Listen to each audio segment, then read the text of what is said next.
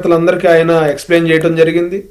అదేవిధంగా క్రియాశీలక సభ్యత్వం అనే ఒక కార్యక్రమం ఉంది బ్రహ్మనాయుడు గారు జనసేన పార్టీలో. అంటే క్రియాశీలకంగా పనిచేసిన కార్యకర్తలకి వాళ్ళకి మెంబర్షిప్స్ ఇచ్చి, అలాగే వాళ్ళకి ఏదన్నా ర్యాలీస్ లో కానీ ఏదైనా బయట రోడ్డు మీద ప్రయాణం చేస్తా ఉన్నప్పుడు ఏదైనా ఇబ్బంది కలిగినప్పుడు, దురదృష్టవశాత్తు ఏదైనా ఘటన జరిగినప్పుడు పార్టీ వాళ్ళకి ఆర్థికంగా సహాయం చేస్తుంది. అట్ ద సేమ్ టైం ఎవరన్నా దురదృష్టవశాత్తు చనిపోతే వాళ్ళకి ఇన్సూరెన్స్ కూడా ఇస్తుంది. సో అట్లా క్రియాశీలక సభ్యత్వాలు చేయడానికి క్రియాశీలక వాలంటీర్లు అని చెప్పి కొంతమందిని పార్టీ నియమించడం జరిగింది. సో వాళ్ళందరితో కూడా పవన్ కళ్యాణ్ గారు సుమారు 15,000 మందితో వాళ్ళందరికీ పర్సనల్ గా ఇన్విటేషన్ పంపించి, వాళ్ళందరికీ క్యూఆర్ కోడ్ పంపించి, తద్వారా వాళ్ళందరికీ కూడా ప్రత్యేకంగా ఆహ్వానించుకుని అక్కడ వైజాగ్ లో మీటింగ్ ఏర్పాటు చేయడం జరిగింది. అదేవిధంగా ఎగ్జిక్యూటివ్ బాడీతో కూడా పవన్ కళ్యాణ్ గారు మీటింగ్ ఏర్పాటు చేసుకుని వాళ్ళ నుంచి కూడా, అంటే గడిచిన సంవత్సరంన్నర కాలంగా కొంత స్తబ్దత ఉంది. కార్యకర్తలందరూ కూడా పోరాటం చేశాం, మనం ప్రభుత్వంలోకి వచ్చిన తర్వాత మీరంతా కూడా రిలాక్స్ అయిపోయారు. మనం రిలాక్స్ అవ్వటం కాదు, ఇప్పుడు మనం చేస్తున్న కార్యక్రమాలు, మనం అమలు చేస్తున్న పథకాలు ప్రజల్లోకి తీసుకువెళ్లాలని చెప్పి ఆయన కార్యకర్తలందరికీ, క్రియాశీలక వాలంటీర్లందరికీ దిశానిర్దేశం చేయడం జరిగింది. అందులో భాగంగానే పవన్ కళ్యాణ్ గారు నెక్స్ట్ 15 years రూట్ మ్యాప్ ఎలా ఉండబోతా ఉంది, కార్యకర్త నుంచి లీడర్ గా ఎట్లా తయారు చేసుకోవాలి, మనం మెంబర్షిప్ టు లీడర్షిప్ అంటే పార్టీకి పని చేయాలని ఉంటది, కానీ వాళ్ళకి ఎట్లా పని చేయాలి, ఎవరిని అప్రోచ్ అవ్వాలనేది తెలియకపోవచ్చు.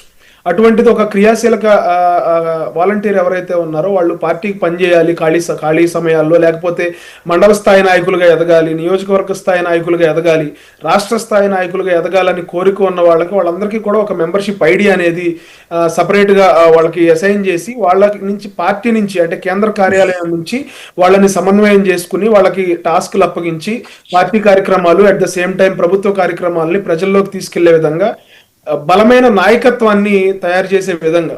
అంటే చాలా మంది మాట్లాడారు బ్రహ్మనాయుడు గారు మొన్న సభలో కూడా, యువత మాట్లాడారు.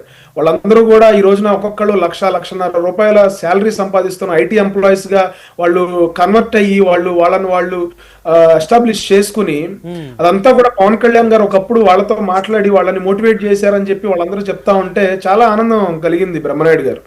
ఈ రోజున కార్యకర్తల గురించి ఆలోచించే పార్టీ ఏదన్నా ఉందంటే కార్యకర్తల్ని మోటివేట్ చేసి, మీరు కేవలం రాజకీయాలు మాత్రమే కాదు, డబ్బు సంపాదించుకోవటానికి మాత్రమే రాజకీయాల్లోకి రావద్దు, మీరు మీ పనులు మీరు చేసుకుంటూ మీకు సమాజం పట్ల దేశం పట్ల సేవ చేయాలని ఉన్నప్పుడే మీరు ఇటువైపు రండి అని చెప్పి ప్రోత్సహిస్తే, ఒక యువకుడు ఈ రోజున 1,50,000 రూపాయలు సంపాదించుకుంటూ పార్టీ గురించి సోషల్ మీడియాలో మాట్లాడుతూ పవన్ కళ్యాణ్ గారిని ఎవరన్నా ఏదన్నా పల్లెత్తి మాట అంటే వాళ్ళందరి మీద కూడా విరుచుకుపడడం అంటే బ్రహ్మనాయుడు గారు ఇక్కడ బూతులతోనో లేకపోతే పరుష పదజాలంతో కాదు, సిస్టమేటిక్ గా అంటే మంచి భాషతో వాళ్ళందరికీ కూడా కౌంటర్ చేసిన వ్యక్తి ఈ రోజున అన్ని వేల మంది ముందు పవన్ కళ్యాణ్ గారి ముందు మాట్లాడి తన ఆలోచనల్ని తన భావాల్ని పంచుకున్నాడు అక్కడ.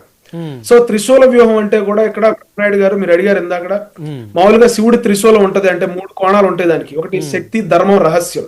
అలాగే పవన్ కళ్యాణ్ గారు త్రిశూల వ్యూహం ఎందుకు అన్నారంటే, ఈ రోజున పని చేయడానికి వచ్చిన కార్యకర్తలకి వాళ్ళకి 3 అంశాల్లో వాళ్ళకి ప్రాముఖ్యత ఉండాలి, గుర్తింపు ఉండాలి బ్రహ్మనాయుడు గారు. 1 గుర్తింపు, 2 నాయకత్వం, 3 భద్రత. ఇప్పుడు పనిచేసిన వాళ్ళని గుర్తించాలి, పని చేయడానికి ఎవరైతే పని చేయడానికి జనసేనలో పనిచేసిన వాళ్ళందరూ ఐడెంటిఫై చేసినట్టేనా చాలా వరకు? ఖచ్చితంగా బ్రహ్మనాయుడు గారు, పవన్ కళ్యాణ్ గారు అదే చెప్పారు. నేను పార్టీ ఆఫీస్ లో కూర్చుని రోజు అంటే ప్రభుత్వ కార్యకలాపాలే కాకుండా రోజు ఒక రోజుకి 4 నుంచి 5 గంటల పాటు నేను పార్టీ కార్యక్రమాల మీద కూడా దృష్టి పెడతాను. అక్టోబర్ లో ఏదైతే దసరా అయిపోతుందో, దసరా తర్వాత నుంచి రోజు 4-5 గంటలు నేను పార్టీ కార్యక్రమాల మీద దృష్టి పెడతాను. అదే విధంగా ప్రతి మండలం, ప్రతి గ్రామానికి సంబంధించి కూడా నేనే స్వయంగా మానిటరింగ్ చేస్తాను.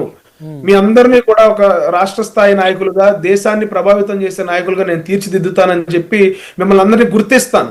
ఇప్పుడు మొన్న మాట్లాడిన వాళ్ళు ఎవరూ కూడా పెద్ద పెద్ద బ్యాక్గ్రౌండ్ ఉన్న వాళ్ళు కాదు బ్రహ్మనాయుడు గారు, వాళ్ళందరూ కూడా ఉద్యోగాలు చేసి చిన్న కుటుంబాల నుంచి వచ్చిన వాళ్ళు, చిన్న కుటుంబాల నుంచి వచ్చి పవన్ కళ్యాణ్ గారిని చూసి ప్రభావితమై వాళ్ళందరూ కూడా పార్టీకి పనిచేయాలని చెప్పి వచ్చి సోషల్ మీడియాలో మెడలో కండవ మీద కూడా చాలా విమర్శలు వచ్చినది.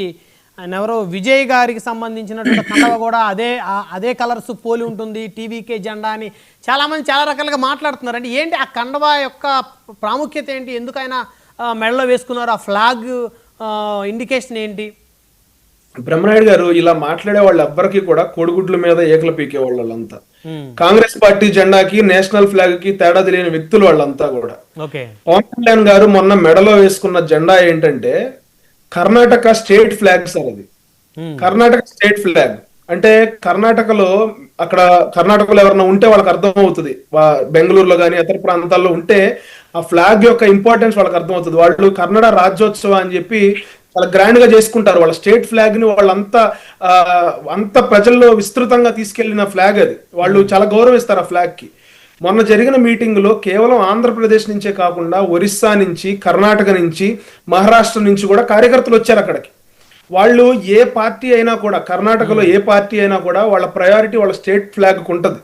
వాళ్ళు ఆ ఫ్లాగ్ ని తీసుకొచ్చి అక్కడ వేవ్ చేస్తుంటే పవన్ కళ్యాణ్ గారు చూశారు, దాన్ని చూసి వాళ్ళ జెండా కింద జనసేన జెండా కట్టుకుని వచ్చారు వాళ్ళు ఓకే. ఒక కర్రకి.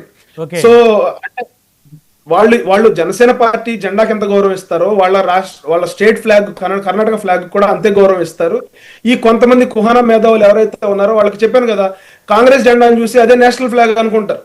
సో వాళ్ళందరూ ఏదో పవన్ కళ్యాణ్ గారిని విమర్శిద్దామనో, లేకపోతే ఏమి పని పాట లేక, నాలెడ్జ్ లేక, అవగాహన లేక ఉన్న వాళ్ళు ఏమంటారు, టీవీకే ఫ్లాగ్ వచ్చి పవన్ కళ్యాణ్ గారు మెడలో వేసుకున్నాడు, టీవీకే జనసేన రెండింటిని కంపేర్ చేస్తూ ఇష్టం వచ్చినట్టు మాట్లాడతారు. వాళ్ళందరినీ అజ్ఞానులు మనం ఏమి మనం వాళ్ళని ఇది చేయలేం కదా బ్రహ్మనాయుడు గారు. అవును. సో యాక్చువల్ గా ఆ ఫ్లాగ్ ఏంటంటే కర్ణాటకకి సంబంధించిన స్టేట్ ఫ్లాగ్ అది. రైట్. సో అక్కడ వచ్చిన కార్యకర్తలు వాళ్ళు తీసుకొచ్చారు కాబట్టి వాళ్ళు అంత దూరం వచ్చినందుకు, కర్ణాటక నుంచి వైజాగ్ దాకా వచ్చి వాళ్ళు పార్టీ పట్ల ప్రేమ చూపించి, మేము కూడా పార్టీకి పనిచేస్తాము, మాకు కూడా అక్కడ దిశానిర్దేశం చేయండి, కర్ణాటకలో చేయండి, ఒరిస్సాలో చేయండి, మహారాష్ట్రలో చేయండి అని చెప్పి, తమిళనాడులో చేయండి అని చెప్పి రకరకాల ప్రాంతాల నుంచి అక్కడ పవన్ కళ్యాణ్ గారిని చూడడానికి, ఆయన ఏం చెప్తారో విందామని వచ్చారు. రైట్. మార్చిలో జరిగిన ఆవిర్భావ సభలో కూడా ఎక్కడెక్కడి నుంచో వేరే రాష్ట్రాల నుంచి వచ్చారు బ్రహ్మనాయుడు గారు. రైట్, మనం మాట్లాడదాం. కిరణ్ గారు మళ్ళీ వస్తున్న మీ దగ్గరికి. మనతోటి వైసీపీ నుంచి జ్వాలాపురం శ్రీకాంత్ గారు ఉన్నారు. శ్రీకాంత్ గారు నమస్తే అండి. నమస్తే అండి. నమస్తే. షణ్ముఖ వ్యూహం దెబ్బకి కకావికలమైన వైసీపీ త్రిశూల వ్యూహం దెబ్బకి కనుమరుగయ్యే ప్రమాదం ఏమైనా ఉందా? మొదటిగా 99 టీవీ వీక్షకులకి, ప్యానెల్లో ఉన్న సభ్యులకి, మీకు శుభ సాయంకాలం. బ్రహ్మనాయుడు గారు, ఎలక్షన్ల ముందు షణ్ముఖ వ్యూహం అన్నారు. అంటే నేను అనుకున్నా ఇప్పుడు ఎలక్షన్ అయిపోయిన తర్వాత వినాయక